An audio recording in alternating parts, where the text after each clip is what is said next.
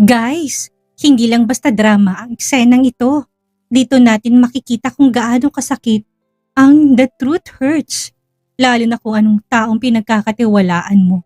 Unti-unti nang nahuhulog sa maling akala. Pagkatapos ng mainit na iskandalo, akala nyo ba tapos na ang gulo? Hindi pa.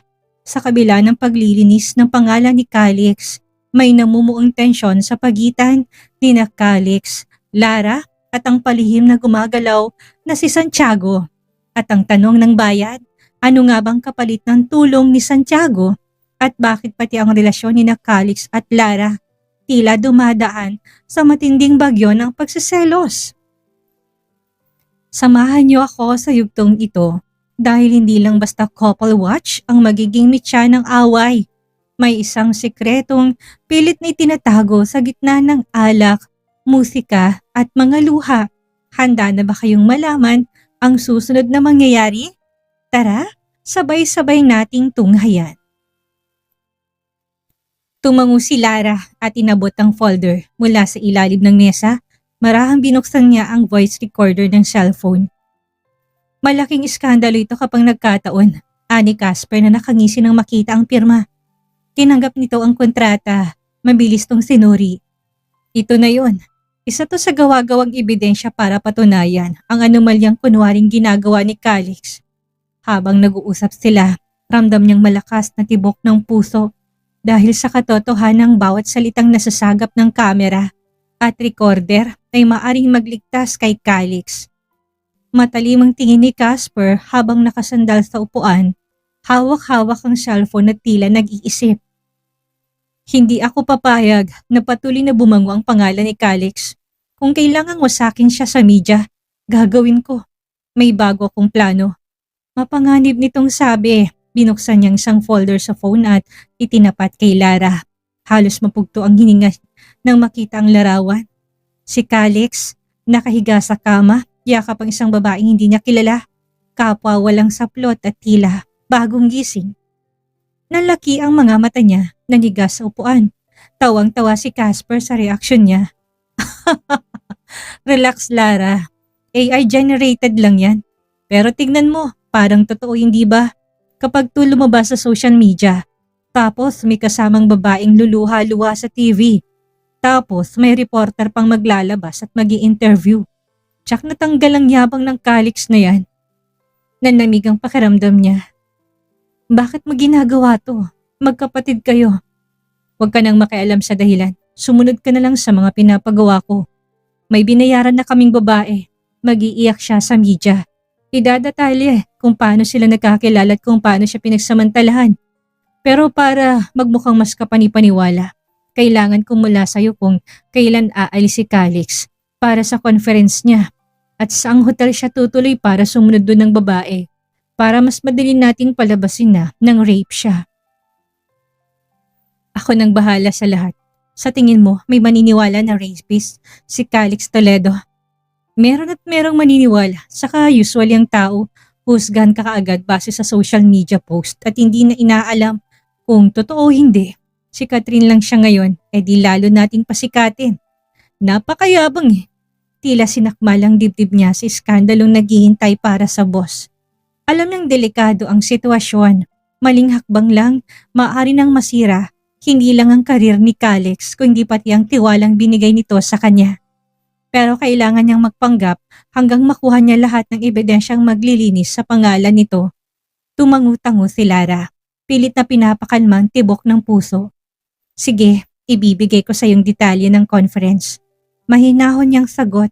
Sabay kuha ng ballpen at isinulat sa tisyong petsa at oras ng event ni Calix. Pati ang hotel. Ngumisi si Casper. Kinuha ang t-shirt nilagay sa bulsa. Good girl. Sa susunod na araw, abangan mo na lang ang balita. Mag-e-enjoy tayo sa kahiyang mararanasan ng mayabang kong kapatid. Pero paglabas niya ng cafe, agad na nag-ibang timpla ng mukha niya. Seryoso at determinado. Kinuha niyang cellphone at nagdial ng numero. Araw ng conference. Pagkatapos nilang mag-check-in ay lumabas si Calix at nagpaalam sa kanya na pupunta sa bar.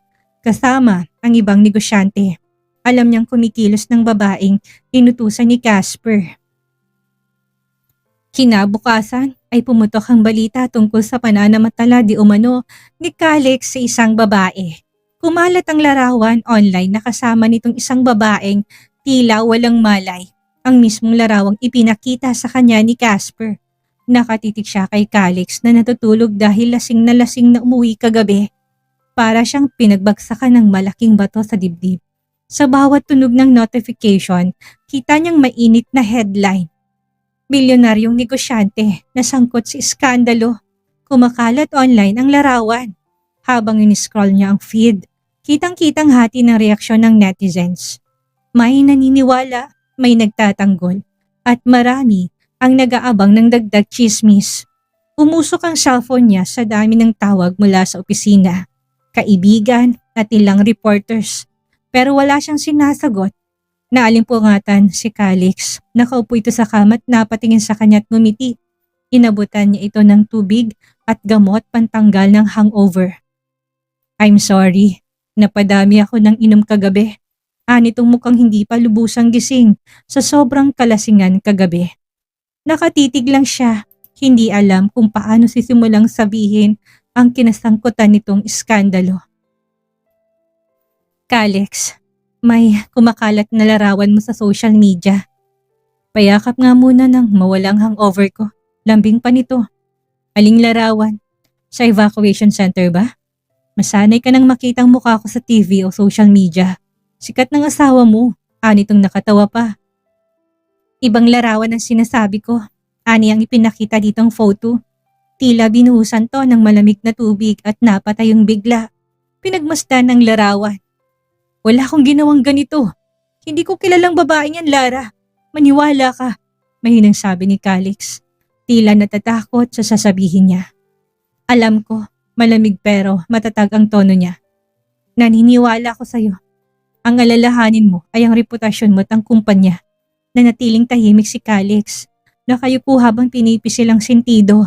Halos marinig ni Lara ang mabilis sa tibok ng dibdib nito. Habang paulit-ulit na bumubulong. Wala akong ginagawang masama. Lara, you know me. Hindi ako rapist. Tila pilit itong binabalikan ng mga alaala kagabi. Ang tawanan sa bar, kasamang ilang negosyante. Ang paulit-ulit na tagay at ang biglang pagbigat ng talukap ng mata. Doon na natigil ang lahat. Bakit? Bakit parang wala akong maalala? Halos pabulong pero puno ng takot ang boses ni Calix. Para ba ngayon lang niya naranasang mawala ng kontrol sa sarili? Unang beses niyang nakitang ganitong kahinaan sa boss. Wala ang karaniwang tikas at kumpiyansa, kundi pagkalitot pangamba lang ang nakikita niya. Para itong batang nawawala, panay ang lakad nito pabalik-balik. Hinawakan niyang kamay nito, marahang pinisil. May nangyaring hindi tama kagabi, Calix. Mukhang may taong nagbabalak sa'yo na hindi maganda. Ramdam niyang panginginig ng kamay nito. Nabasa niyang mensahe ni Maya. Nasa telebisyon daw ang babae sa litratong kasama ni Calix. Agad niyang binuksan ang TV upang panoorin ang interview. Pagbukas ng telebisyon, biglang umaningaw-ngaw ang boses ng anchor. Breaking news! Nasa hotel ngayon si Miss Katrina Lopez. Ang babae na sa larawang kasama umano si Calix Toledo kagabi. Live po tayong makikibalita mula sa aming reporter sa lugar. Lumabas sa screen ng live feed, isang magulong lobby ng hotel na napapalibutan ng media. Hawak ni Katrina ang panyo, nanginginig habang nakaupo sa harap ng mga mikropono. Sa likod nito, makikitang banner ng press conference na halatang minadali.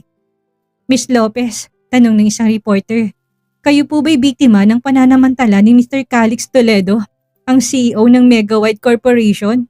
Totoo po bang nagkaroon ng pamimilit? Umiwas ang tingin ng babae. Tila, litong-lito. Nagsimula ng umiyak. Lalong nagkislapan ng mga kamera. Ako po, huminto ang babae. Huminga ng malalim at muling umiyak. Miss Lopez, maaari mo bang i-detalye sa amin kung paano pinagsamantalahan ng CEO ng Megawide ang iyong kahinaan bilang babae? Miss Lopez, totoo bang binayaran ka ng Megawide upang manahimik? May plano ka bang magdemanda? Hindi na nito alam kung anong tanong ang sasagutin. Makinig po kayong lahat. Totoo po na may nagalok sa akin ng malaking halaga. 10 milyon. Umugong ang bulungan. Miss Lopez, maaari mo bang sabihin sa amin kung sinong nag-alok sa'yo ng 10 milyon? Anang isang reporter. Ako po ay binayaran para magsinungaling laban kay Calix Toledo. Parang sumabog ang lobby. Sunod-sunod na mga tanong ang pinukol sa kanya ng media pero tuloy-tuloy ang pagsisiwalat nito. May nagbigay sa akin ng malaking halaga para sabihing pinagsamantalahan ako ni Mr. Toledo. Pero wala pong totoo sa mga litratong yon. Peki po ang picture, gawa ng AI. Pakiusap, pakidelete na po at huwag nang ikalat pa. Sino nagbayad sa'yo para siraan si Calix Toledo? Hindi ko po kilala. Sa online black market lamang po ang transaksyon. Malamang po ay kalaban sa negosyo. Inuulit ko po, hindi ko po nakikita o nakakausap ng personal si Mr. Calix Toledo. Peke ang kumakalat na larawan online. Nalaki ang mga mata ni Calix habang nakatingin sa TV. Siya naman ay tahimik na nakangiti ng palihim. Masaya siyang natupad ang planong pagbabaliktad sa masamang balak ni Casper. Pumasok sila Lara at Calix sa elevator ng hotel. Malalim ang iniisip na lalaki. Nakatitig lang ito sa sahig ng elevator. Paulit-ulit na binabalikan sa isip kung sino ang tumulong para mailigtas siya mula sa kahiyan. Kung hindi bumaliktad ang babae, tiyak na makakaladkad ang pangalan niya kahit na hindi totoo. Bumukas ang pinto ng elevator at pumasok si Santiago. Hi, magandang umaga Santi. Bati ni Lara sabay ngiti. Pero si Calix ni hindi tinapunan ng tingin ng lalaki. Mas maganda ka pa sa umaga, Lara. Hindi nakatiis si Calix. Malamig ang boses ng magsalita. Tigilan mong asawa ko kung ayaw mo ng gulo. Anitong hinila siya palapit. Nakangiti lang si Santiago ngunit may bahid ng sarkasmo sa tono ng sumagot. Ganyan bang paraan mo na magpasalamat? Napakunot ang noon ni Calix. Anong ibig mong sabihin? Bakit kita pasasalamatan? Lumapit ng bahagya si Santiago at nagbulong para sila lang ang makarinig. Kung hindi dahil sa akin, sira ng pangalan mo ngayon. Sino sa tingin mong kumausap sa babae na baligtarin ang statement laban sa'yo? Bakit mo ako tinulungan? Anong motibo mo? Don't get me wrong, wala akong pakialam sa kahihiyan o pagbagsak mo. Hindi ko lang hayaang madamay ang proyektong gagawin ng Aquino Group kasamang Megawide. Baka matakot ang investors. Madami pa kami. Napatingin si Calix sa kanya. Tila ito naguguluhan at may halong inis. Habang siya expected ng mangyayari, alam niyang ito ng pirasa ng puzzle na kanina pa niya hinihintay para mabuo ang buong larawan. Nakiusap siya kay Santiago upang tulungan siyang hanapin ang babae at bayaran. Ngunit may kapalit. Nagsimula na ang maghapong conference. Pagkatapos ng huling speaker, palabas na sana si Calix. Nang salubungin to ng kislap ng mga kamera at sigawan ng mga reporter. Nagsiksikan ng mga to sa entrance. May hawak na mikrofon at cellphone. Sabay-sabay na nagtatanong. Mr. Toledo, ano pong reaksyon nyo sa kumalat na larawan nyo? Ano pong masasabi nyo sa naging pahayag ng babae upang malinis ang pangalan nyo? May idea po ba kayo kung sinong nasa likod ng paninira sa inyo? Huminto si Calix. Huminga ng malalim at ngumiti ng tipid habang siya'y nakamasid sa gilid kasama si Santiago. Una sa lahat, malinaw at matatag ang boses ni Calix. Hindi totoo ang kumalat na larawan. Isa lamang itong kasinungalingan na gawa ng taong gustong sirain ang pangalan ko. Ang mga taong mahalaga sa akin at ang Megawide. Sandali itong tumingin sa kanya bago muling hinarap ang mga reporter. Pangalawa, dagdag niya, nagpapasalamat ako sa lahat ng taong naniniwala sa akin. Sa pamilya, sa mga kaibigan at sa mga kasamahan sa negosyo. Malaking bagay na may mga taong hindi basta nadadala ng maling impormasyon. Kasalukuyan na ako nagpapaimbestiga kung sinong nasa likod ng paninirang puri. May mga bulungan sa haning ng media. May ilan pang nagtangkang mag-follow up ng tanong pero tinapos na ni Calix ang panayam. Yun lang po, maraming salamat sa inyong lahat. Magandang araw. Nakauwi na sila sa kondo ni Calix matapos ang conference.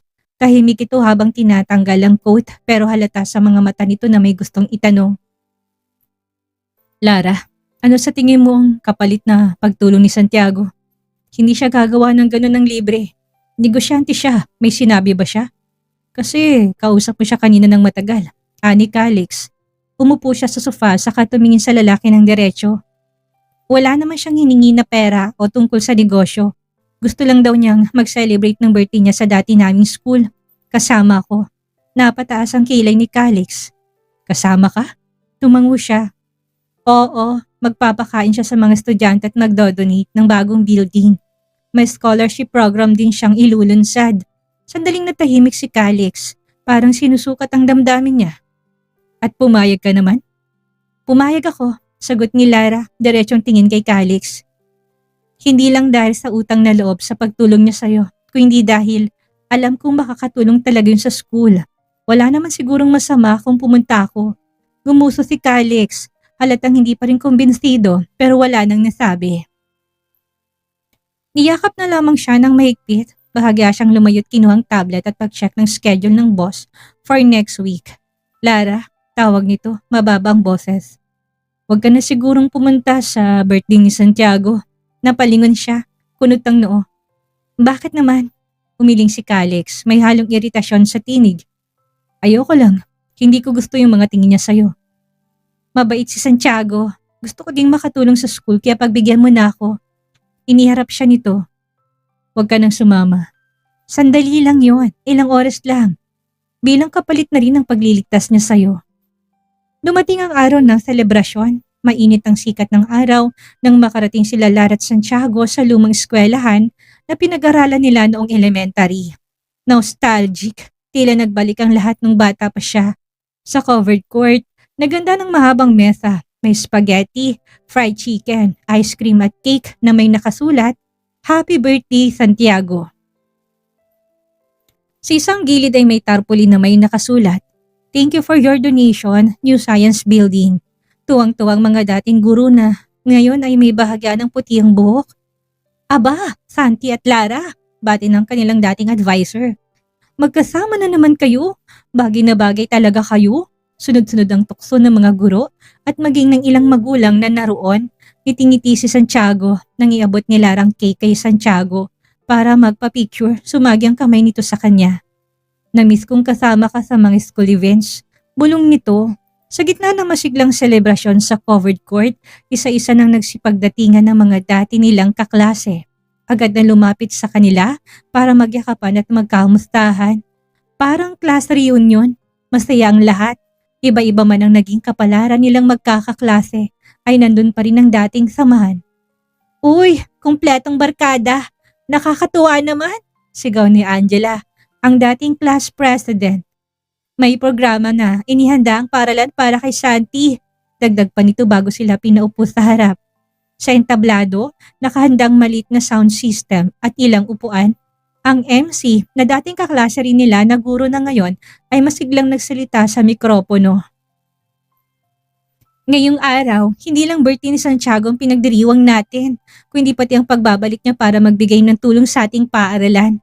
Kaya naman, may inihanda kaming simpleng program para ipakita ang aming pasasalamat. Nagpalakpakan ang lahat. Tumayo si Santiago at ngumiti, bahagyang tumingin kay Lara bago sumulyap sa mga guro. Nagbigay ng maikling speech ang principal kung saan inalala nitong mga panahong estudyante pa to. Makulit pero matulungin at matalino daw ang batang Santiago. Ngayon, sa kabila ng tagumpay niya sa negosyo, hindi niya nakalimutang bumalik at magbigay, sabi ng principal. Dahilan para palakpakan itong muli. May handog na awitin ng ilan sa mga estudyante. Habang kumakantang mga bata, bumulong si Santi. Parang naluluha ako, naalala mo? Palagi tayong partner sa kahit na anong activity. Oo, ang kulit-kulit mo nga dati. Akala mo ba nakalimutan kong inihulog mo ko sa upuan dati? Natatawang paalala niya. Natigil sila sa kwentuhan na nag-abot ng sertipiko ng pasasalamat ang principal kay Santiago kasabay ng pag-announce ng plano nitong science building na ipapatayo mula sa donasyon. Maraming salamat Santiago, wika ng principal. Ang proyektong ito ay para sa kinabukasan ng mga bata. Nagsalita din si Santiago. Pasensya na po kung ate ang naging birthday celebration ko. Masyado pong naging busy last month. Pero sabi nga, kunin man daw at magaling ay naihahabol din. Napakarami kong alaala sa paaralang ito. Dito ako unang nangarap. Kaya naman palagi akong babalik upang magpasalamat. Muli nagpalakpakan ng lahat. at may ilang kaklase na nag-aya ng group photo. Ngiti-ngiti pa siya nang may dumating na sasakyan sa harap ng maliit na paaralan. Bumaba si Calix, agad tong sinalubong ng principal at mga guro. Mr. Toledo, isang karangalan na magawi ka sa aming paaralan. May paglilingkod po ba kami? Anang principal. Gusto ko lang makipag-celebrate sa aking kaibigang si Santiago Aquino. At dahil kaarawan niya, nais ko rin magbigay ng handog sa inyong paaralan. Nabili ko ng lupang katabi at bilang suporta, nais ko pong mag-donate ng 1 hektaryang lupa na matatagpuan sa tabi ng school grounds. Maaari po itong gamitin ng paaralan para sa future projects gaya ng sports facilities o extension ng buildings. Napaawang ang labi niya sa nadinig, mukhang tuloy-tuloy sa pagpapabango ng pangalan si Calix. Napayakap ang prinsipal sa tuwa at halos mangiyak-ngiyak sa pasasalamat. Malakas ang palakpakan at hiyawan ng mga estudyante at alumni nang kumalat ang balita. Grabe, parehong handsome and generous, bulong ng isang dating kaklase. Nagsilapitan ng mga kaklase dito upang magpa-picture. Impressive, Calix. Mukhang mas malaki pang ambag mo kaysa sa akin. Ikaw bang may birthday? Ani Santiago. Ngumiti lang si Calix pero may bahid ng hamon sa mga mata. Hindi naman palakihan ng ambag pero mas maganda kung maraming tutulong. Pagkatapos ng awarding at photo ops, lumapit si Santiago sa gitna ng grupo ng mga dating kaklase. Hawak nitong microphone na parang ayaw pang matapos ang kasiyahan. Mga classmate, alam kong bitin tayo sa celebration na to. Kaya naman sa lahat ng gustong magpatuloy ng saya, iniimbitahan ko kayo sa Sky High. Sagot ko, nagsigawan ang mga kaklase at nagpalakpakan. Sa gilid naman, biglang hinila si Lara ng ilang dating kaklase. Lara, sumama ka. Hindi pwedeng mawala ang class muse ng klase. Anong class president? Oo nga, ang dami namin gustong madinig mula sa'yo. Parang high school reunion lang. Bago pa siya makatanggi, nakapaikot na sa kanyang grupo. Nagtatawanan habang palabas ng paaralan at natangay na siya. Samantalang si Calix ay abala sa pakikipag-usap sa prinsipal ng paaralan. Mr. Toledo, kung maaari sana, gusto ko pong makausap kayo tungkol sa magiging plano sa donasyong lupa. Kung may oras po kayo, sumama na po kayo sa Sky High. Ngumiti si Calix at tumango. Of course, Principal, tara na po. Ani ang nagmamadali upang masundan si Lara. Sa Sky High Bar, kumikislap ang mga ilaw at umaalingaw-ngaw ang malakas na tugtog mula sa live DJ. Nasa gitna ng maingay na crowd si Lara, hawak ang isang baso ng juice habang pilit nang ngumingiti sa mga kaklase nilang masayang nagbibiruan. Pero hindi ganun kasimple ang posisyon niya. Nasa kanan niya si Santiago na panay ang banat ng biro at paglalagay ng inumin sa baso niya. Huwag kang masyadong tahimik, Lara. Hindi kumpletong gabi kung hindi kita mapapatawa. Kasabay nito, marami itong tinapik ang balikat niya dahilan para mapatingin si Calix. Para siyang naiipit sa dalawang nag-uumpugang bato. Sa kanan si Santiago na todo patawa at sa kaliway si Calix na halatang naiinis. Mabilis na nagpalakpakan ng mga tao sa dance floor nang magsimulang tumugtog ang mas mabilis na beat. Napapadami na ng inom si Lara. Na-stress siya sa dalawang lalaki kaya panay ang tungga niya. Namumula ng pisngi ni Santiago sa alak at adrenaline. Bigla tong tumayo mula sa upuan at ngumiti ng malapad sa kanya. Halika na, Lara. Regalo mo na tong sayaw na to sa akin. Wala ka nang kawala. Bago pa siya makatanggi, marahan pero maring hinila siya nito papunta sa gitna ng sayawan. Sa unang minuto, pilit siyang nakikipagsabayan. Tumatawa lang para hindi mahalatang kaba habang sumusulyap sa kinuupuan ni Calix. Pero habang tumatagal, nagiging mas makulit si Santiago. Minsan sumasayaw ng malapit, minsan may bulong sa tenga niya, naramdam niyang init ng hininga. Pero hindi naman ito dumidikit sa katawan niya. Kilala niya itong gentleman. Nangungulit lang talaga dahil lasing. Minsan ay napapakapit siya sa braso nito dahil sa pagkahilo. Mula sa gilid ng bar nakatingin pa rin si Calix. Hawak nitong baso ng whiskey pero hindi na yun gumagalaw mula pa kanina. Napansin niyang pagtagis ng bagang nito. Hanggang sa bigla itong tumayo, tumawid to sa pagitan ng sumasayo ng mga tao, hindi alintana mga nababangga. Tama na yan. At bago pa siya makapagsalita, hinila na siya palabas ni Calix. Halos nakapikit na siya at hindi na namalayan ang mga nangyayari sa paligid. Hinila siya nito palayo sa dance floor, papunta sa parking lot. Ramdam niyang higpit ng pagkakahawak nito sa braso niya. Sapat para maramdaman niyang galit na galit ito. Ano ba yung ginagawa mo, Lara? Wala ka bang pakialam? Nakikita kitang sumasayaw sa harap ng ibang lalaki. Hindi ka ba nahihiya? Halos hindi na remister sa utak niyang sinasabi nito. Bakit ba nagagalit ka? Mauna ka nang umuwi. Nagkakasayahan pa kami. Ani ang tinalikuran to. Seeing you with another man drives me insane. Anitong hinila siya pabalik. Napatitig siya dito. Halos hindi makapaniwala. Tama bang nadinig niya? Nagsiselos ako kay Santiago Aquino. Kaya tigilan mong paglapit sa lalaking yun. Heto na naman at niloloko na naman siya ng CEO. Tigilan mo ng panloloko sa akin, Calix. Huwag mo na akong paasahin. Huwag mo naman akong saktan ng ganito. Oo, assistant mo lang ako pero may damdamin din ako nasasaktan. Umiling siya at hindi na napigilan ang pagpatak ng luha. Nakita niyang pagkagulat sa mukha ng boss. Alam kong ginagamit mo lang ako. Alam ko rin na hindi mo ko kayang mahalin. Alam kong dahil sa 50% kaya ka nagpapanggap na mahal mo ko. At alam kong si Brianna pa din ang mahal mo. Alam kong lahat. Hindi nakapagsalita si Calix. Bakit ganun? 5 taong mahigit na ako nagtatrabaho sa'yo pero wala kang pakialam sa feelings ko. Sana sinabi mo na lang sa akin. Sana tinapat mo na lang ako. Willing akong tulungan ka hanggang kaya ko. Ang sakit-sakit kasing umasa. Alam mo namang mahal na mahal kita. Aniyang napasandal sa kotse. Naitakip niyang 2 palad sa muka. Lumapit si Calix at niyakap siya. Napapasandal siya sa dibdib nito. Ginagago mo ko. Alam kong binabayaran mo ko at wala akong karapatan. Pero ang sakit-sakit. Aniya na mas lumakas ang hagulhol. Shh! Huwag ka nang umiyak. Totoo lahat ng sinabi mo. Pero gusto kong malaman mong sanay na akong kasama ka at mahalaga ka. Stay with me. Nakapikit na siya at hindi na naintindihan ang sinabi ng amo.